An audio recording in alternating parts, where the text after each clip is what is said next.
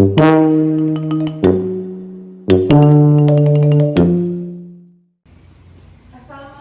anak-anak.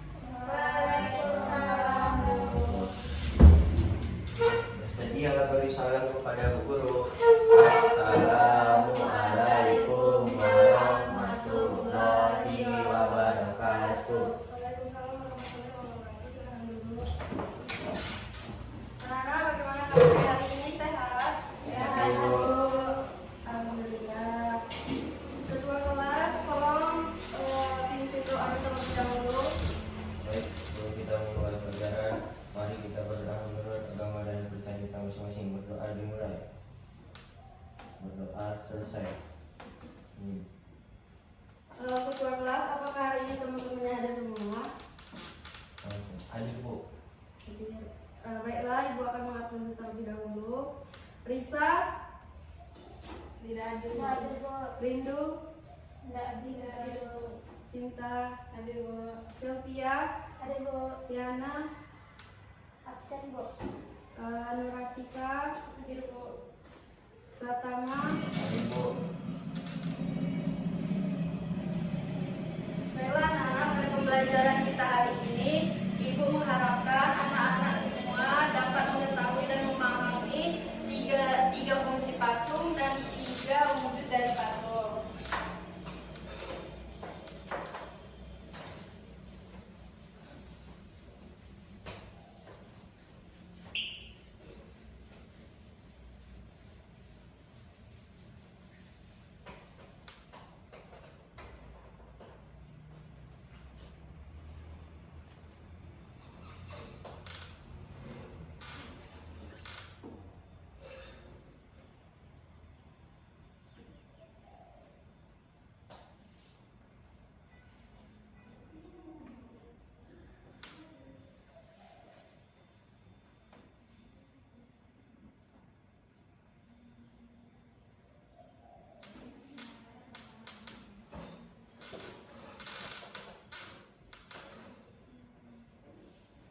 Nah, minggu lalu kita telah mempelajari mengenai tiga fungsi patung. Dan siapa di sini yang masih ingat mengenai apa saja fungsi dari patung? Tolong yang bisa angkat tangannya terlebih dahulu.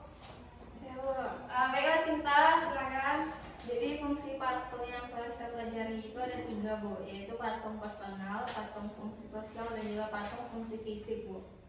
Baik, terima kasih Sinta atas jawabannya, baik sekali. Anak-anak siapa di sini yang bisa menambahkan jawaban dari Sinta? Saya, Bu. Ya, Sylvia, silakan. Izin menambah jawaban dari Sinta, Bu. Jadi fungsi patung itu terbagi menjadi tiga macam, Bu. Yang pertama, patung sebagai fungsi personal atau diciptakan semata-mata hanya untuk kepentingan pribadi. Yang kedua itu ada fungsi sosial, itu diciptakan untuk memperingati suatu peristiwa bersejarah atau mengenang jasa para pahlawan. Lalu yang ketiga ada fungsi fisik yang diciptakan untuk menikmati nilai estetikanya atau keindahannya. Ya, baik, terima kasih Sylvia atas penambahan jawaban dari Sinta. Anak-anak dikarenakan Ibu rasa kalian telah memahami mengenai tiga fungsi dari patung tersebut. Jadi sekarang kita akan masuk ke materi yang kedua, yaitu mengenai perwujudan dari patung. Jadi perwujudan patung merupakan karya seni tiga dimensi yang diciptakan melalui proses pemahatan, pencetakan, dan juga perakitan dengan menggunakan bahan lunak seperti tanah liat, menggunakan sabun dan lilin. Kemudian ada bahan sedang seperti kayu waru, kayu sengon, dan kayu mahoni. Bahan keras ada kayu jati, kayu ubin, dan kayu granit. Bahan jos seperti semen, gypsum, dan logam. Dan bahan bekas seperti koran bekas, jerami, dan potongan kayu.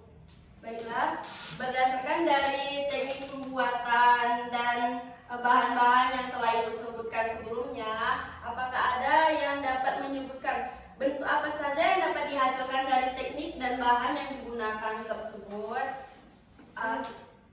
Baiklah, kepada Ika silakan. Baik Ibu, jadi berdasarkan yang telah saya baca bentuk patung itu ada 3, Bu. Yang pertama patung bentuk imitatif, yang kedua patung deformatif, dan yang ketiga patung non figuratif, Bu. Ya, terima kasih Tika atas jawabannya.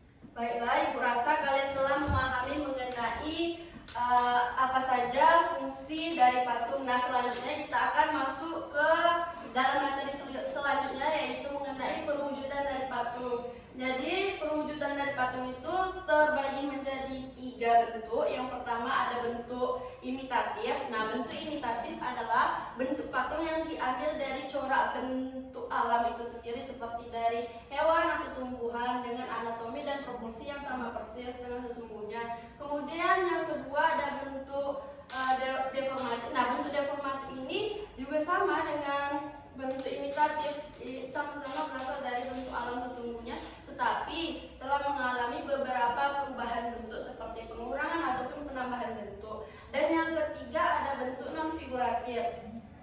Nah, patung dengan bentuk non figuratif ini itu telah keluar dari bentuk alam yang sesungguhnya dan biasanya bersifat abstrak. Berdasarkan dari ketiga bentuk patung yang telah Ibu jelaskan sebelumnya, menurut anak-anak ini termasuk dalam kategori bentuk patung dari perwujudan apa? Ada yang bisa menjelaskan? Tolong angkat tangannya. Ya, Bu. Ya, silakan kepada pertama. Bentuk patung deformatif, Bu. Baiklah, Tama, terima kasih atas jawabannya. Oh ya, anak-anak, ada yang dapat menyebutkan kembali kenapa sih ini dikatakan patung deformatif seperti yang telah dikatakan oleh Pratama? Ada yang bisa menjelaskan kenapa ini disebut patung deformatif? Tolong angkat tangannya terlebih dahulu.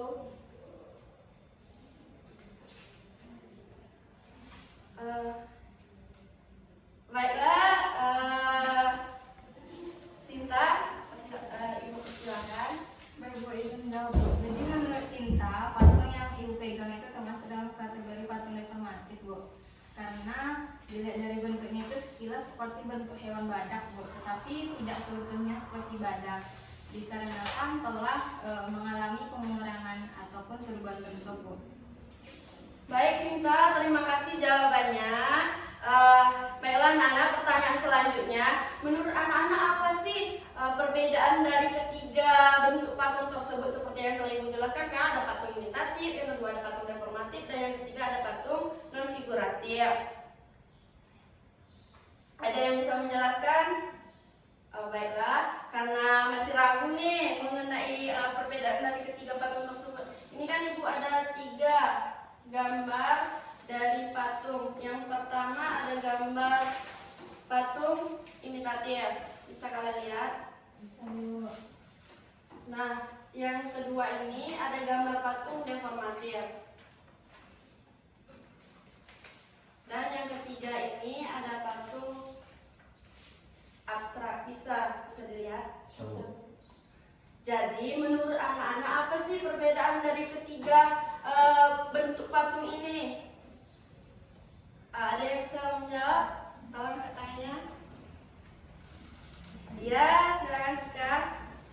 Jadi menjawab, Bu. Jadi berdasarkan pengamatan saya dari ketiga gambar tersebut, jadi kalau patung imitatif itu merupakan patung dengan bentuk alam yang sesungguhnya.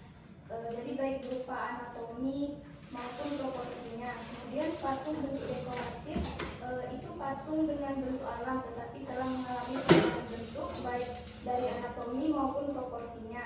Nah, sedangkan patung non figuratif itu patung yang diluar dari bentuk alam dan bersifat abstrak. Ya, baik, terima kasih Tika atas jawabannya. Kemudian menurut anak-anak bagaimana cara menentukan bahan dan teknik yang tepat dalam membuat sebuah patung? Ada yang bisa menjelaskan? Ya, Tika, silakan. Baik, Bu, jadi menurut saya sebelum menentukan bahan dan teknik mungkin kita harus mengetahui fungsi patung itu terlebih dahulu, Bu. Misalnya kalau untuk patung personal mungkin kita akan menggunakan bahan keras dengan teknik pahat Baik, bagus sekali, Tika. Terus kalau menurut anak-anak, apa sih perbedaan patung fungsional dan patung fisik? Ada yang bisa menjelaskan? Oke, Bu. Ya, silakan Sylvia. Menurut saya itu perbedaan dari fungsi patung sosial dan fungsi patung sosial dan fungsi patung fisik itu terletak pada tujuannya, Bu. Kalau fungsi sosial itu bertujuan untuk mengenang jasa para pahlawan, sedangkan patung fungsi fisik itu bertujuan untuk dinikmati keindahannya, Bu. Terima kasih Sylvia. Menurut anak-anak, patung yang bersifat abstrak termasuk dalam kategori patung dari perwujudan apa? Ada yang bisa menjawabnya? Ya, silakan Pratama. Bentuk patung non figuratif, Bu. Terima kasih Pratama atas jawabannya. Apakah ada dari anak-anak yang dapat menambahkan jawaban dari Pratama? Saya, Bu. Iya, silakan Sinta. Jadi menurut Sinta, patung yang bersifat abstrak itu ialah patung dengan bentuk non figuratif, Bu. Karena patung non figuratif tersebut kan merupakan patung di luar corak bentuk alam, Bu. Baik, terima kasih Sinta atas jawabannya. Tetapi Ibu mau bertanya nih, kenapa dikatakan patung non figuratif di luar dari corak bentuk alam, Sinta? Jadi menurut saya, Bu, itu dikatakan patung di luar bentuk alam karena bentuk patung yang dibuat itu tidak menyerupai anatomi hewan maupun tumbuhan, Bu, tetapi dibuat dari gaya dan juga imajinasi seniman itu sendiri, Bu. Bagus, terima kasih Sinta atas jawabannya. Baiklah anak-anak, sebelum kita mengakhiri pelajaran hari ini, Ibu akan memberikan tugas yang harus dikumpul untuk minggu depan. Dan tugasnya yaitu kalian bisa buat kelompok dengan teman sebangkunya, kemudian kalian buat salah satu bentuk patung deformatif dengan menggunakan tanda liat. Bisa dipahami? Bisa, Bu. Dan untuk materi kita minggu depan itu ada tentang patung dengan teknik pemahatan. Baiklah, Ibu rasa sampai di sini saja pembelajaran kita hari ini. Marilah sama-sama kita mengucapkan hamdalah, alhamdulillah. Terima kasih anak-anak. Sebelum Ibu menutup pembelajaran pada hari ini, tolong ketua kelas pimpin doanya terlebih dahulu. Baik, sebelum kita mengambil kelas, mari kita berdoa menurut agama dan kepercayaan masing-masing. Berdoa mulai. Berdoa selesai. Baik, bersedia bersalam kepada guru. Assalamualaikum warahmatullahi wabarakatuh.